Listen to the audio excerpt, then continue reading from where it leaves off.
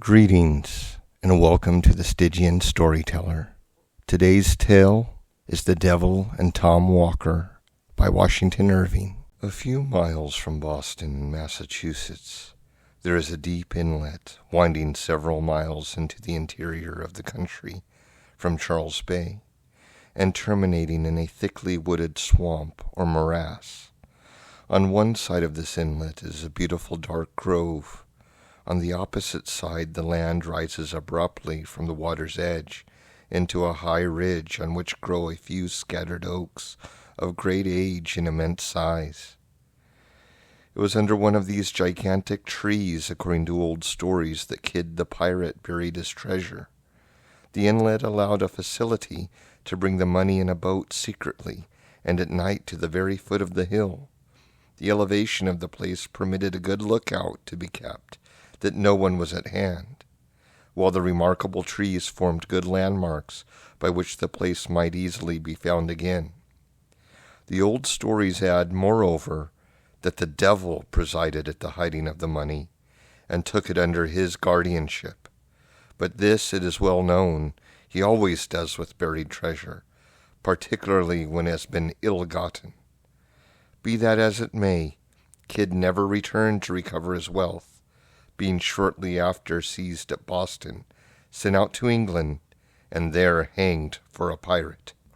About the year 1727, just at the time when earthquakes were prevalent in New England, and shook many tall sinners down upon their knees, there lived near this place a meager, miserly fellow of the name of Tom Walker. He had a wife as miserly as himself. They were so miserly that they even conspired to cheat each other. Whatever the woman could lay hands on, she hid away. A hen could not cackle, but she was on the alert to secure the new-laid egg.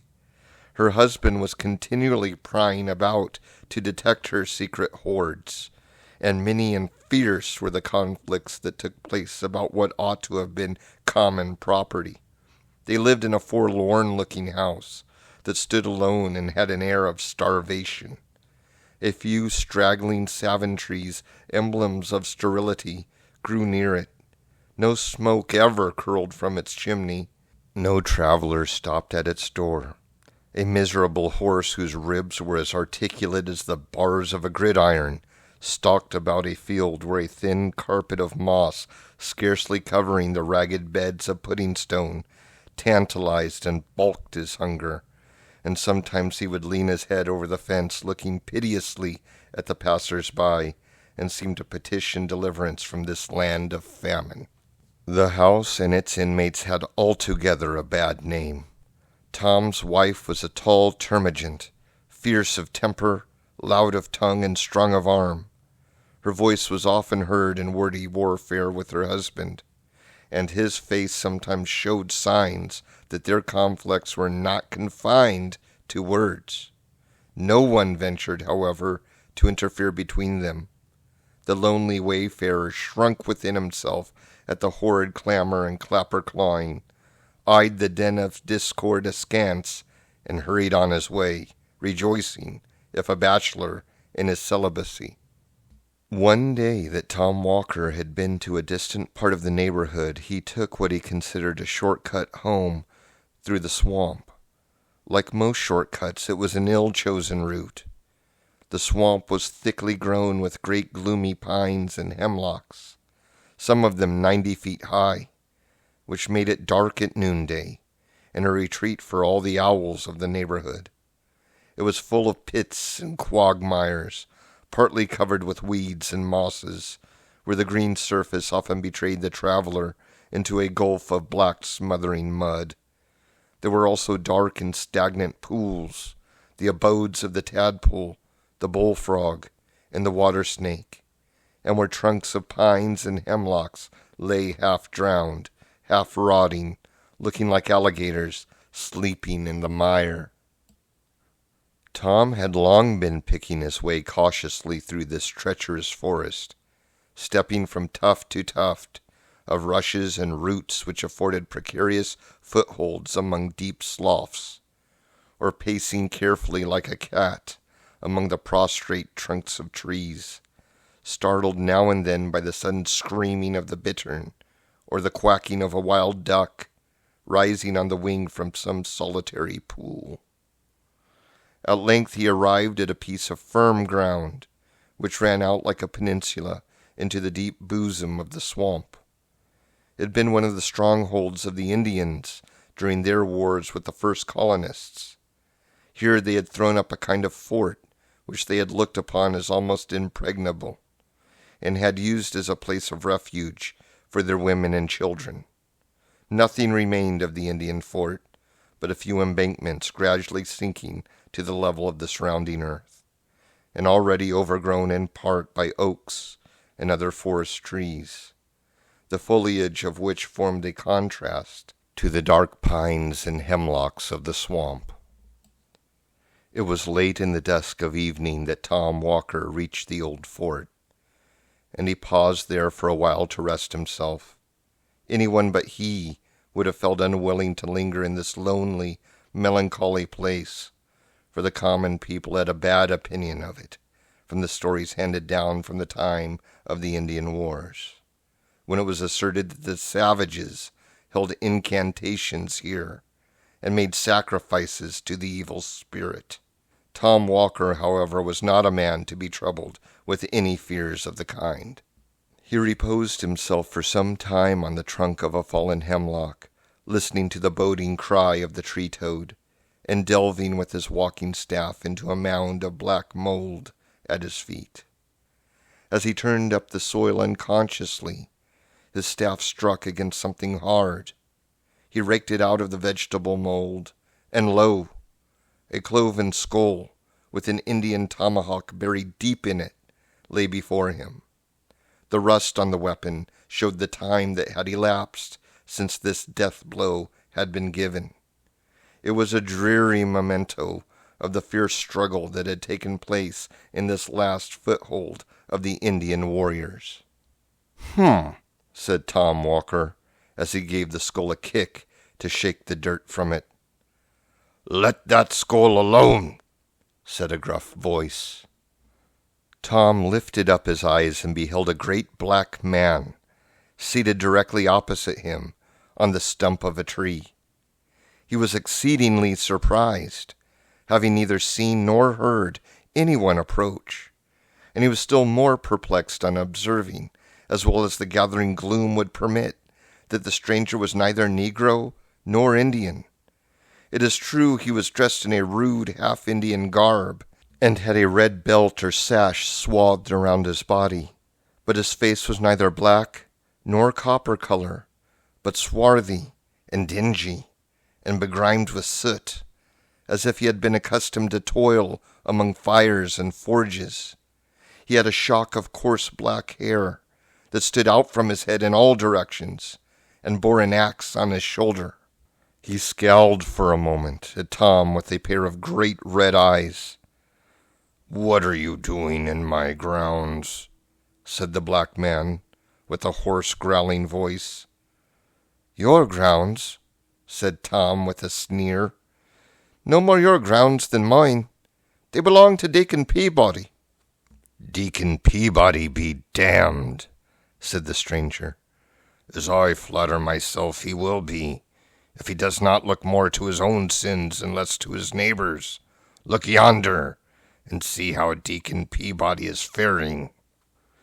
Tom looked in the direction that the stranger pointed, and beheld one of the great trees, fair and flourishing without, but rotten at the core, and saw that it had been nearly hewn through, so that the first high wind was likely to blow it down. On the bark of the tree was scored the name of Deacon Peabody.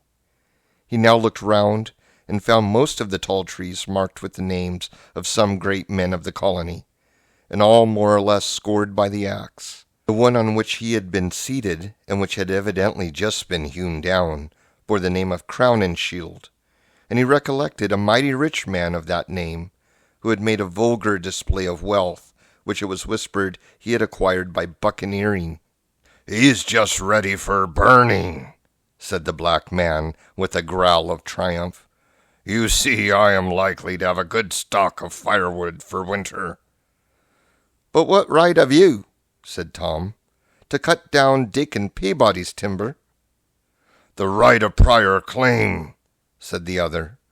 "This woodland belonged to me long before one of your white-faced race put foot upon the soil." "And pray, who are you, if I may be so bold?" said Tom. "Oh, I go by various names. I am the wild huntsman in some countries, the black miner in others. In this neighborhood I am known by the name of the Black Woodsman. I am he to whom the red men devoted this spot, and now and then roasted a white man by the way of sweet-smelling sacrifice. Since the red men have been exterminated by you white savages, I must amuse myself by presiding at the persecutions of Quakers and Anabaptists. I am the great patron and prompter of slave dealers, and the grand master of the Salem witches." "The upshot of all which is that, if I mistake not," said Tom sturdily, "you are commonly called Old Scratch." "The same, at your service," replied the black man, with a half-civil nod. Such was the opening of this interview, according to the old story, though it is almost too familiar an air to be credited. One would think that to meet with such a singular personage in this wild, lonely place would have shaken any man's nerves. But Tom was a hard-minded fellow, not easily daunted, and he had lived so long with a termagant wife that he did not even fear the devil. It is said that after this commencement they had a long and earnest conversation together, as Tom returned homewards. The black man told him of great sums of money which had been buried by Kidd the pirate under the oak trees on the high ridge not far from the morass.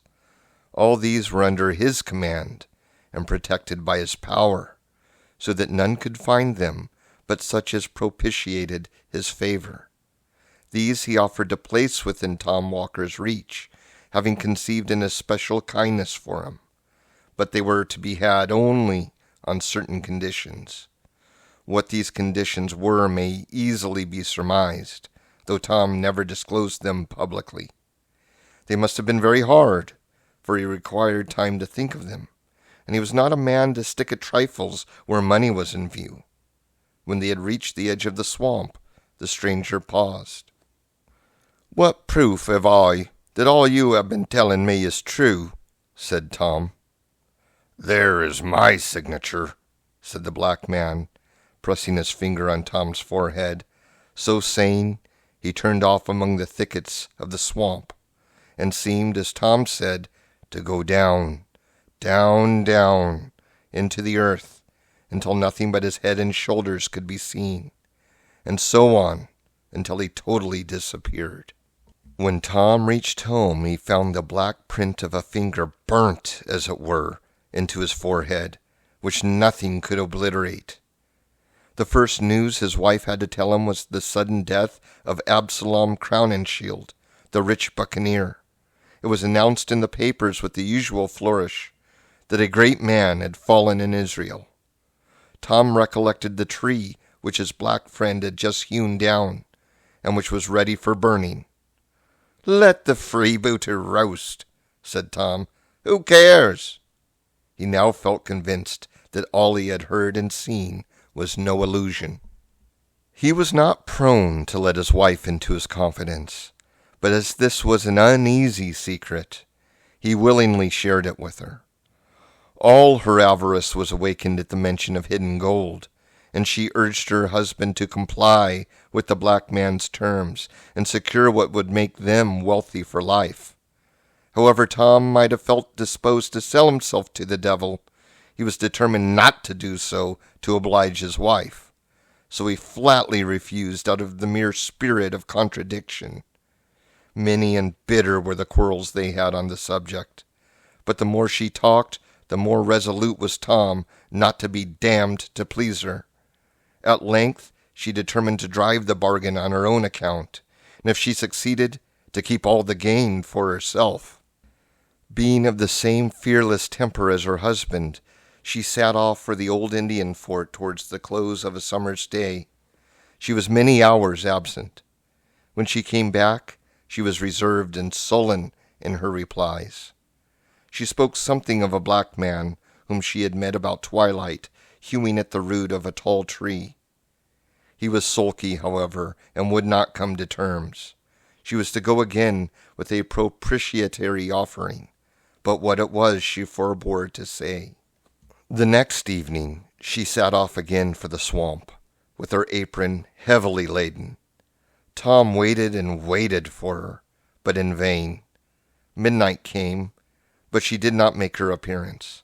Morning, noon, night returned, but still she did not come. Tom now grew uneasy for her safety, especially as he had found she had carried off in her apron the silver teapot and spoons and every portable article of value.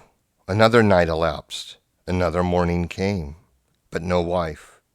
In a word, she was ever heard of more. What was her real fate, nobody knows, in consequence of so many pretending to know. It is one of those facts that have become confounded by a variety of historians. Some asserted that she lost her way among the tangled mazes of the swamp and sunk into some pit or slough.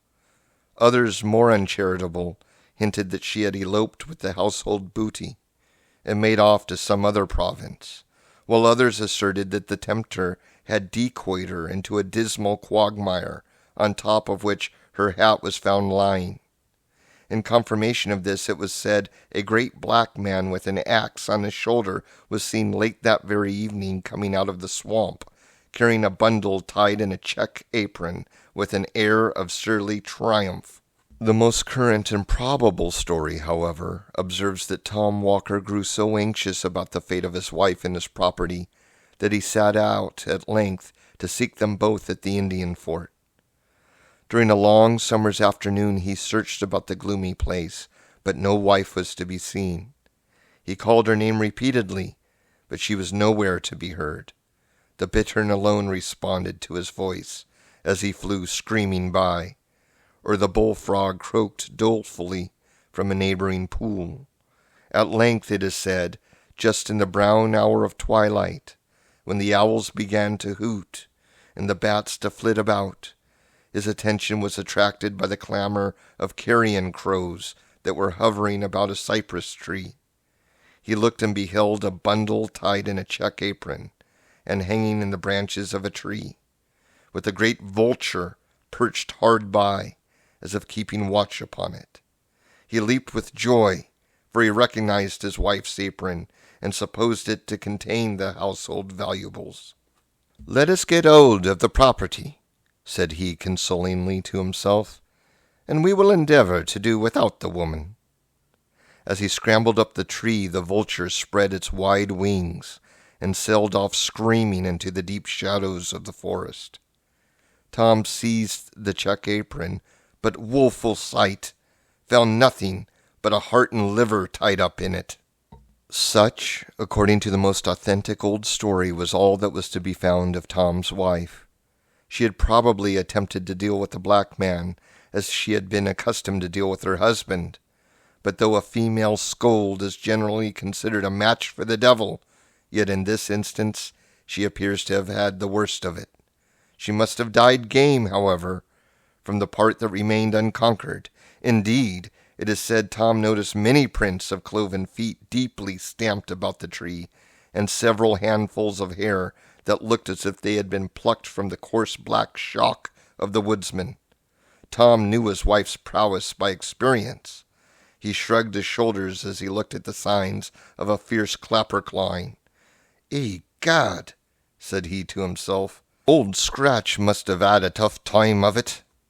Tom consoled himself for the loss of his property by the loss of his wife, for he was a little of a philosopher. He even felt something like gratitude towards the black woodsman, who he considered had done him a kindness. He sought, therefore, to cultivate a further acquaintance with him, but for some time without success. The old blacklegs played shy, for whatever people may think, he is not always to be had for calling for. He knows how to play his cards when pretty sure of his game. At length, it is said, when delay had whetted Tom's eagerness to the quick, and prepared him to agree to anything rather than not gain the promised treasure, he met the black man one evening in his usual woodman dress, with his axe on his shoulder, sauntering along the edge of the swamp and humming a tune. He affected to receive Tom's advance with great indifference, made brief replies, and went on humming his tune. By degrees, however, Tom brought him to business, and they began to haggle about the terms on which the former was to have the pirate's treasure. There was one condition which need not be mentioned, being generally understood in all cases where the devil grants favors. But there were others about which, though of less importance, he was inflexibly obstinate. He insisted that the money found through his means should be employed in his service. He proposed, therefore, that Tom should employ it in the black traffic, that is to say, that he should fit out for a slave ship. This, however, Tom resolutely refused. He was bad enough in all conscience, but the devil himself could not tempt him to turn slave dealer.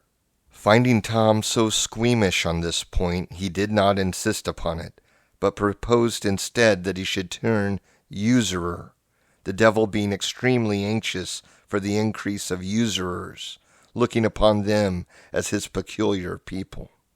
To this no objections were made, for it was just to Tom's taste. "You shall open a broker's shop in Boston next month," said the black man. "I'll do it tomorrow, if you wish," said Tom Walker. "You shall lend money at 2% a month."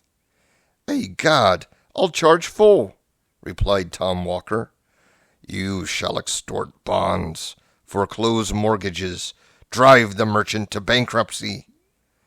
"I'll drive him to the devil," cried Tom Walker eagerly. "You are the usurer for my money," said the blacklegs with delight. "When will you want the rhino?" "This very night." "Done," said the devil. "Done," said Tom Walker. So they shook hands and struck a bargain. A few days' time saw Tom Walker seated behind his desk in a counting house in Boston. His reputation for a ready-moneyed man who would lend money out for a good consideration soon spread abroad. Everybody remembers the days of Governor Belcher, when money was particularly scarce. It was a time of paper credit. The country had been deluged with government bills. The famous land bank had been established. There had been a rage for speculating. The people had run mad with schemes for new settlements, for building cities in the wilderness. Land jobbers went about with maps of grants and townships and Eldorados, lying nobody knew where, but which everybody was ready to purchase. In a word, the great speculating fever of which breaks out every now and then in the country had raged to an alarming degree, and body was dreaming of making sudden fortunes from nothing. As usual, the fever had subsided. The dream had gone off, and the imaginary fortunes with it. The patients were left in a doleful plight, and the whole country resounded with the consequent cry of hard times. At this propitious time of public distress did Tom Walker set up as a usurer in Boston. His door was soon thronged by customers, the needy and the adventurous, the gambling speculator, the dreaming land jobber, the thriftless tradesman, the merchant with cracked credit. In short, everyone driven to raise money by desperate means and desperate sacrifices hurried to Tom Walker. Thus Tom was the universal friend of the needy, and he acted like a friend in need. That is to say, he always exacted good pay and good security. In proportion to the distress of the applicant was the hardness of his terms. He accumulated bonds and mortgages, gradually squeezed his customers closer and closer, and sent them, at length, dry as a sponge from his door. In this way he made money hand over hand, became a rich and mighty man, and exalted his cocked hat upon change. He built himself, as usual, a vast house out of ostentation, but left the greater part of it unfinished and unfurnished out of parsimony. He even set up a carriage in the fullness of his vainglory, though he nearly starved the horses which drew it, and as the ungreased wheels groaned and screeched on the axle-trees, you would have thought you heard the souls of the poor debtors he was squeezing. As Tom waxed old, however, he grew thoughtful. Having secured the good things of this world, he began to feel anxious about those of the next. He thought with regret on the bargain he had made with his black friend, and set his wits to work to cheat him out of the conditions. He became, therefore, all of a sudden, a violent church-goer. He prayed loudly and strenuously, as if heaven were to be taken by force of lungs. Indeed, one might always tell when he had sinned most during the week by the clamor of his Sunday devotion. The quiet Christians who had been modestly and steadfastly traveling Zionward were struck with self-reproach at seeing themselves so suddenly outstripped in their career by this new-made convert. Tom was as rigid and religious as in money matters. He was a stern supervisor and censor of his neighbors, and seemed to think every sin entered up to their account became a credit on his own side of the page. He even talked of the expediency of reviving the persecution of Quakers and Anabaptists. In a word, Tom's zeal became as notorious as his riches. Still, in spite of all this strenuous attention to forms, Tom had a lurking dread that the devil, after all, would have his due. That he might not be taken unawares, therefore, it is said he always carried a small Bible in his coat pocket. He had also a great folio Bible on his counting-house desk, and would frequently be found reading it when people called on business. On such occasions he would lay his green spectacles on the book to mark the place, while he turned round to drive some usurious bargain. Some say that Tom grew a little crack-brained in his old days, and that fancying his end approaching, he had his horse new-shod, saddled and bridled, and buried with his feet uppermost, because he supposed at the last day the world would be turned upside down, in which case he should find his horse standing ready for mounting, and he was determined at the worst to give his old friend a run for it. This, however, is probably a mere old wives' fable.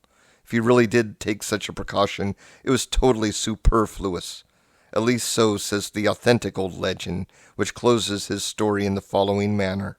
On one hot afternoon in the dog days, just as a terrible black thunder gust was coming up, Tom sat in his counting-house in his white linen cap and India silk morning gown.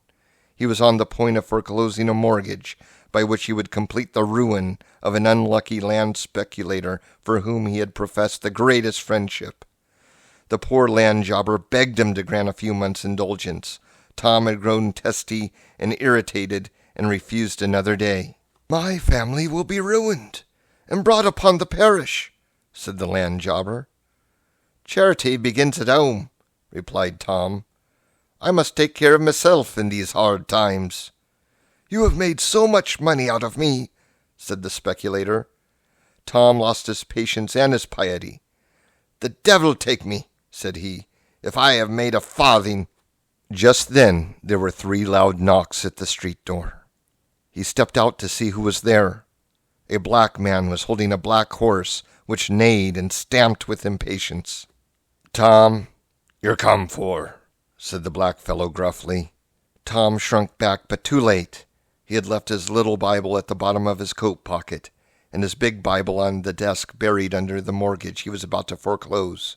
Never was sinner taken more unawares. The black man whisked him like a child astride the horse, and away he galloped in the midst of a thunderstorm. The clerks stuck their pens behind their ears and stared after him from the windows. Away went Tom Walker, dashing down the street, his white cap bobbing up and down, his morning gown fluttering in the wind, and his steed striking fire out of the pavement at every bound. When the clerks turned to look for the black man, he had disappeared. Tom Walker never returned to foreclose the mortgage. A countryman who lived on the borders of the swamp reported that in the height of the thundergust he had heard a great clattering of hoofs and a howling along the road, and that when he ran to the window he just caught sight of a figure, such as I have described, on a horse that galloped like mad across the fields, over the hills, and down into the black hemlock swamp towards the old Indian fort, and that shortly after a thunderbolt fell in that direction, which seemed to set the whole forest in a blaze. Good people of Boston shook their heads and shrugged their shoulders, but had been so much accustomed to witches and goblins and tricks of the devil in all kinds of shapes from the first settlement of the colony that they were not so much horror-struck as might have been expected. Trustees were appointed to take charge of Tom's effects. There was nothing, however, to administer upon. On searching his coffers, all his bonds and mortgages were found reduced to cinders. In place of gold and silver, his iron chest was filled with chips and shavings. 2 skeletons lay in a stable instead of his half-starved horses, and the very next day his great house took fire and was burnt to the ground. Such was the end of Tom Walker and his ill-gotten wealth. Let all griping money-brokers lay this story to heart. The truth of it is not to be doubted.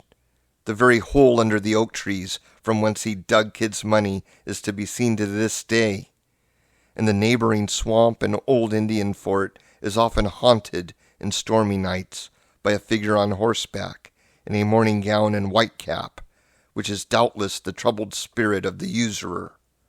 In fact, the story has resolved itself into a proverb, and is the origin of that popular saying, prevalent throughout New England, of the devil and Tom Walker.